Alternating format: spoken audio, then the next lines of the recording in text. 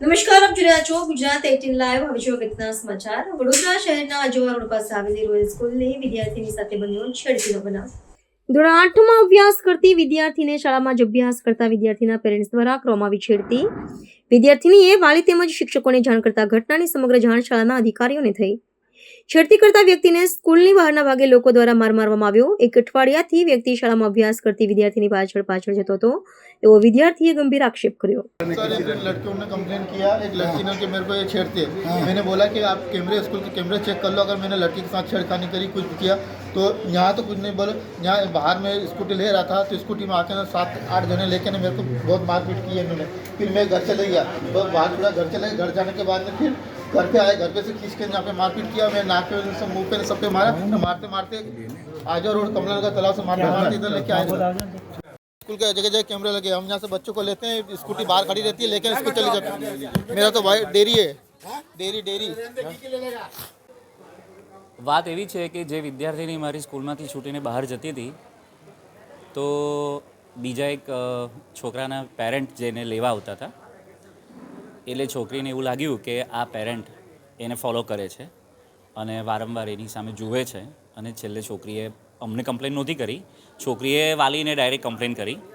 એટલે ત્યાં સુધી અમને કંઈ ખબર નહોતી અને પછી જ્યારે વાલીને કમ્પ્લેન કરી તો બીજા દિવસે વાલી બધા ભેગા થયા અને પેલા ભાઈ એમના છોકરાને લેવા આવ્યા ત્યારે એ લોકોએ અંદર ઝપાઝપી કરી, થોડી વધારે વાત થઈ.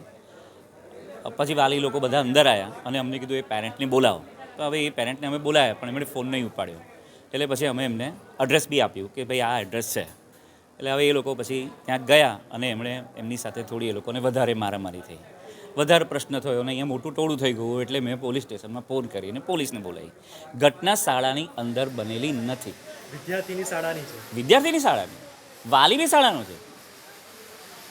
આ શાળાના જ છે, બધું એક્સેપ્ટ કરવાની જ છે વાત છે. એમાં ક્યાં આવે તો કોઈ બી હોઈ શકે. કયા સ્ટાન્ડર્ડમાં ભણે છે વિદ્યાર્થીની એ મારે પૂછવું પડશે. કયા ધોરણમાં છે? 8મા ધોરણમાં છે. શું લાગે છે તમને શાળાની અંદર વિદ્યાર્થીની સાથે આવી છેડછાડનો બનાવ?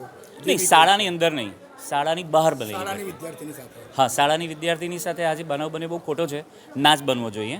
કારણ કે પેરેન્ટ્સ બધા લેવા માટે બહાર ભેગા થતા હોય તો દરેકને પોતાના બચ્ચાઓ માટે સારું હોવું જોઈએ કે પોતપોતાના બાળકોને એ લોકો એકબીજાને ઉલટું રિસ્પેક્ટ આપે, ઉલટું બીજા કોઈ ખરાબ કામ કરતા હોય તો અટકાવે.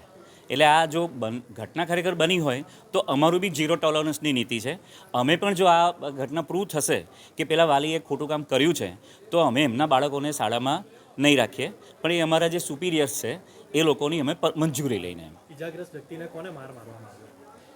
ઈજાગ્રસ્ત વ્યક્તિને કોણે માર્યું એમને નથી ખબર, કારણ કે એમના ઘરેથી પછી અહીંયા આગળ લઈને આવ્યા ત્યારે તો અમે એમને ઈજા થયેલા જ જોયા હતા, એ અમને નથી ખબર. એમનો એવો આક્ષેપ છે કે બાળકીને ઘણા વખતથી ફોલો કરે છે અને એને કે ચિઠ્ઠીમાં કે મોબાઈલ નંબર પણ આપ્યો, આવો કે એમનો આક્ષેપ છે? હા, એવો આક્ષેપ એમણે મને પણ કર્યો અને એવું એમણે મને લેખિતમાં બી આપ્યું છે. કેટલા દિવસ પહેલા તમને આ જાણ કરી છે? મને તો હમણાં જ જાણ થઈ, દિવસ નહીં કલાક બોલો.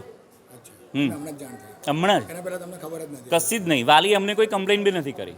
ઇવન વાલીએ જો પહેલાં કમ્પ્લેન કરી હોત તો અમે ક્યારનું એના પર એક્શન લઈ લીધું હતું. આ ગંભીર બાબત કેટલી ગંભીર સમજો તમે? મને તો બહુ જ ગંભીર લાગે છે. શું પગલાં લેશો?